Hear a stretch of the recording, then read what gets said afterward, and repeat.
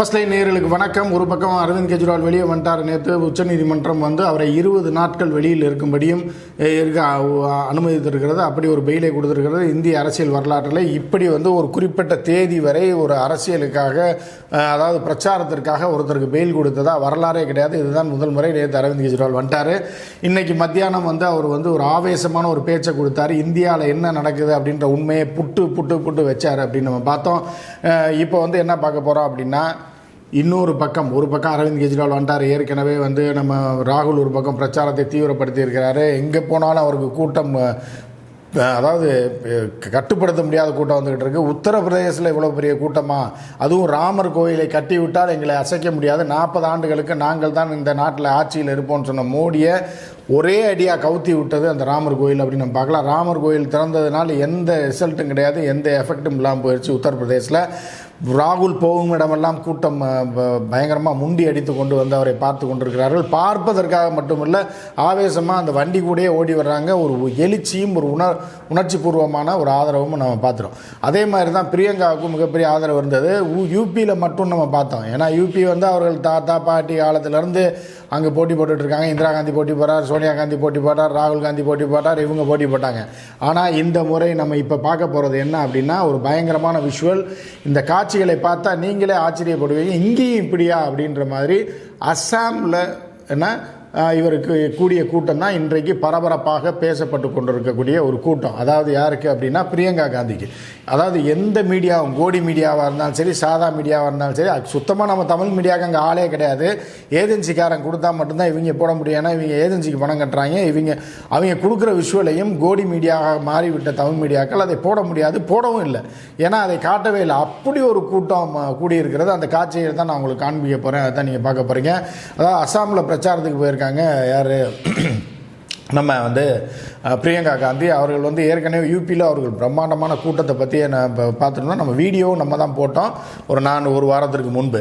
அதே மாதிரி அஸ்ஸாமுக்கு பிரச்சாரத்துக்கு போன இப்போ இவங்களுக்கு என்னென்னா, யார்? பிரியங்கா காந்திக்கு மிகப்பெரிய கூட்டம். அவர்களே எதிர்பார்க்கவில்லை. அஸ்ஸாம் ஒரு அரசியல் தெளிவான மாநிலமாக எப்போ இருந்தது? 80களிலே இருந்தது. அந்த மாநிலத்தில் மகந்தா என்கிற ஒரு மாணவர் முதலமைச்சரானார். இந்திய அரசியல் வரலாற்றிலே மாணவர் ஒருவர் 22-23 வயசில் முதலமைச்சர் ஆனது அந்த மாநிலத்தில் தான். 80கள் துவக்கத்தில் மிகப்பெரிய போராட்டத்தை கையில் எடுத்து மாணவர் போராட்டமாக அது மாறி மிகப்பெரிய போராட்டமாக நடந்தது. மாணவர்களே பேச்சுவார்த்தை நடத்தினாங்க. அப்போதைய பிரதமராக இருந்த இந்திரா காந்திகிட்ட பேச்சுவார்த்தை நடத்தி அதற்கப்புறம் தேர்தலில் நின்று அசாம் கன பரிஷத் என்கிற ஒரு கட்சியை ஆரம்பித்து, அந்த கட்சி முதல் முறையாக போட்டி போட்ட உடனே எம்ஜிஆர் கூட அப்படி ஒரு வெற்றி வரவில்லை. அசாம் கன பரிஷத் எல்லோரும் மாணவர்கள், 21 வயசு, 23 வயசு, 22 வயசு, 25 வயசு, சீனியர் மாணவர்கள் மட்டும், பிஜி முடித்து பிஹெச்டி பண்ணி கொண்டிருந்தவர்கள் மட்டும் 24-25 வயசு, மித்த எல்லாத்துக்குமே 22 வயசு. ஜஸ்ட் ஓட்டு போடுற வயசு கூட இல்லாத பலர் அந்த கட்சியில் இருந்தாங்க. ஓட்டு போடுற வயது வந்ததுக்கப்புறம் பை எலெக்ஷன் நின்று ஜெயிச்சவங்களாம் இருக்காங்க. இப்படி ஆட்சியை கைப்பற்றி ஒரு மிகப்பெரிய ஆட்சியை கொடுத்து கொண்டிருந்தார்கள் 5 வருடம். அப்படிப்பட்ட ஒரு புரட்சிகரமான மாநிலம் ஒரு அந்த ஜென்ரேஷன் முடிஞ்சதுக்கப்புறம் பார்த்தீங்கன்னா 90s 2000க்கு அப்புறம் ஒரு டம்மி மாநிலம் ஆயிடுச்சு. அரசியல் விழிப்புணர்வு இல்லாத மக்களாக அவர்கள் மாறிவிட்டார்கள் அந்த ஜென்ரேஷன். அதற்கப்புறம் என்னென்னா பாஜக ஆட்டையை போட்டு அந்த மாநிலத்தை வளர விடாமல் பண்ணிடுச்சு. இன்றைக்கி நம்ம தமிழ்நாட்டில் வடக்கன்கள் வேலை பார்க்குறாங்களா, அதில் பாதி வடக்கன்ஸ், ஒரு 30%லேருந்து 40% வடக்கன் யார் அப்படின்னா அஸ்ஸாமை சேர்ந்தவர்கள். நீங்கள் கேட்டு பார்த்தா தெரியும். அதே மாதிரி வெஸ்ட் பெங்காலை சேர்ந்தவர்கள். இவர் 2 பேர் தான் சேர்ந்து தான் ஒரு 40% இருக்காங்க. இந்த மாநிலத்தில் மீண்டும் ஒரு புத்துணர்வு எழுந்திருக்கிறது. மீண்டும் ஒரு புரட்சி மாதிரியான ஒரு அரசியல் புரட்சி, ஜனநாயக புரட்சியாக அது மாறி இருக்கிறது. பிரியங்கா காந்தி 2 நாளைக்கு முன்னாடி போயிருக்காங்க. அந்த கூட்டத்தை நாங்கள் காட்ட போகிறேன். பார்த்தீங்கன்னா பிரம்மாண்டமான கூட்டம். அவர்கள் ஒரு அறிவிப்பு தான் வெளியிட்டாங்க. ஜீப்பில் தான் போகிறாங்க. எவ்வளோ கூட்டம் பாருங்கள். அப்படியே அடித்து முண்டி நூற்றுக்கணக்கில் மற்றும் இல்லை ஆயிரக்கணக்கான மக்கள் அலைகடலன்னு வர்றாங்க. இது தாண்டா ரோட் ஷோ அப்படின்னு சொல்லி அங்கே உள்ள லோக்கல் அஸ்ஸாமில் உள்ள காங்கிரஸார் இதை பெரிய அளவில் இந்த வீடியோவை பரப்பி இருக்கிறாங்க. அந்த வீடியோ தான் நான் போட போகிறேன், பாருங்கள்.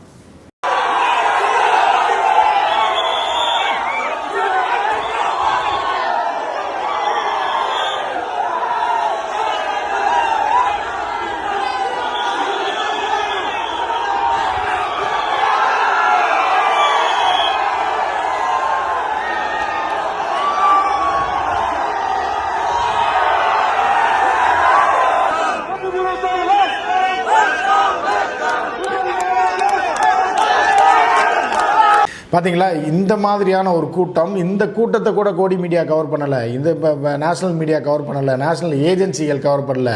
ஏன்னா ஏஜென்சிக்காரன் கவர் பண்ணனா நாடு முழுவதும் இந்த கூட்டம் இவருக்கு இவ்வளோ பெரிய கூட்டம் பிரியங்காவுக்கு வருது அப்படின்ற தெரிஞ்சு போயிருன்றதுனால வரலை. இது வந்து கட்சிக்காரர்கள் எடுத்து அவர்களோட, அதாவது காங்கிரஸ் வெப்சைட்லேயே போடலன்னா பார்த்துங்களேன், காங்கிரஸோட யூடியூப்லேயே இதை போடவில்லை. ஏனென்றால் அவர்கள் எடுத்த வீடியோவை தெளிவாக எடுத்த ஒருத்தர் அனுப்பிய வீடியோ தான் நம்ம இப்போ போட்டிருக்கோம். ஸோ அந்த அளவுக்கு ஒரு புரட்சி மாதிரி மக்கள் வந்து ஆயிரக்கணக்கில் எழுச்சியாக திரண்டு ஒரு மிகப்பெரிய ஒரு கூட்டம் கூடியிருக்கிறது. எனவே இது ஒரு இடத்துல மட்டும் கிடையாது. அதாவது பாரதிய ஜனதாக்கு எதிர்ப்பு என்பது ஒரு மாநிலத்தில் மட்டும் இல்லை, கவுபெல்ட் டோட்டலாக காலி. உத்தரப்பிரதேசில் பார்த்தீங்க அப்படின்னா ஆயிரக்கணக்கான மக்கள் திரண்டு வராங்க. இந்த கோயில் கட்டினாங்க பாருங்கள், ராமர் கோயில். இது வந்து ராமர் வந்து யாருக்கு சாதகமாக, அந்த கடவுள் ராமர் யாருக்கு சாதகமாக செயல்படுகிறார் என்றால் நல்லவர்களுக்கு சாதகமாக, எதிர்க்கட்சிகளுக்கு சாதகமாக அவர் இவர்கள் கட்டிய ராமர் கோயில், இவர்கள் பிரதிஷ்டை செய்த ராமர் இவர்களுக்கு எப்படி ஆதரவாக இருப்பார் எதிர்பார்க்க முடியும்? அவரை கடவுளின் அவதாரமாக நினைப்பவர்கள், அவர் நல்லதுக்கு தான் ஆதரவாக இருப்பார். எனவே இந்த நாசகார சக்திகளை இந்த எலெக்ஷனோட அவர் இழுத்து மூடுவார். அதாவது இவங்க கட்சியவே ஊற்றி மூடுவாங்க, மண்ணில் போட்டு புதைச்சிருவாங்க அப்படின்னு சொல்லி இது ராமர் மூலமாக ராமர் கோயில் கட்டினதுக்கப்புறம் நடக்குது அப்படின்றது தான் ஒரு ஆச்சரியமான ஒரு விஷயமாக இருக்கிறது. எனவே இந்த முறை வந்து இது மட்டும் இல்லை, யூபி மட்டும் இல்லை, மத்திய பிரதேஷ், ராஜஸ்தான், குஜராத். ஒரு கேள்வி கேட்குறாரு அரவிந்த் கெஜ்ரிவால், நீ யாருக்கு வாக்களித்தீர்கள் மத்திய பிரதேசத்தில், யாருக்கு முதலமைச்சராக வேண்டும் என்று வாக்களித்தீர்கள், அவரை முதலமைச்சர் ஆக்குனாங்களா, அவர் அரசியல் வாழ்க்கையை ஒழித்து விட்டார்களா இல்லையா அப்படின்ற கேள்வி அரவிந்த் கெஜ்ரிவால் கேட்குறாரு. அதே மாதிரி தான் இவர்களை ஏமாற்றி 2 மாநிலங்கள், ராஜஸ்தான்லேயும் அதே மாதிரி தான் செஞ்சாங்க. வசுந்தர ராஜே தான் முதலமைச்சர் ஆவார் அப்படின்னு சொல்லி வாக்குகள் வாங்குற வரைக்கும் யாரையுமே சொல்லாமல் ஜெயித்ததுக்கப்புறம் யாருன்னே தெரியாத ஒரு அட்ரஸ் இல்லாத ஒரு ஆளை முதலமைச்சர் ஆக்குனாங்க. மத்திய பிரதேசத்தில் அப்படி தான் ஆக்குனாங்க. அவர்கள் ஏற்கவில்லை, இவருக்காக நாங்கள் வாக்களிக்கவில்லைன்னாங்க. இதுதான் மீத ஸ்டேட்லேயே நடக்க போகுது அப்படின்னு சொல்லி அரவிந்த் கெஜ்ரிவால் பேசியிருந்தார் இல்லையா. அதை ஒட்டிய பிரச்சாரம் தான் இப்போ வந்து இவர்கள் வந்து பிரியங்காவுடைய பிரச்சாரத்துக்கு இவ்வளவு கூட்டம் வலு சேர்த்திருக்கிறது. மீண்டும் காங்கிரஸ் ஒரு அமைதியான ஒரு அலையில் மிகப்பெரிய ஒரு வெற்றியை பெறப்போகிறது. அப்படி காங்கிரஸ் 200 இடங்களுக்கு மேலே போட்டால் நிச்சயமாக ராகுல் தான் பிரதமராக வருவதற்கான வாய்ப்புகள் அதிகமாக இருக்கிறது.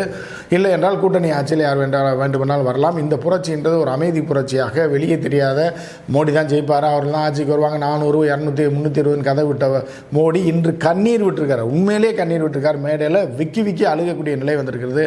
அடுத்து இவர் எந்த நாட்டில் செட்டில் ஆக போகிறார், எங்கே போக போகிறார், இவர் எங்கே துரத்தி விட போகிறாங்க, பாரதிய ஜனதா கட்சியிலேருந்து இவர் எங்கே இது பண்ண போகிறாங்கன்றதே தெரியாத ஒரு நிலையில் மோடி இருக்கிறார்.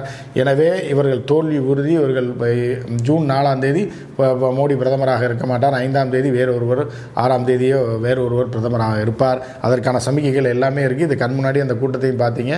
இன்னொரு முறை அந்த கூட்டத்தை போடுறேன். மற்றொரு நிகழ்ச்சியில் சந்திப்போம். நன்றி, வணக்கம்.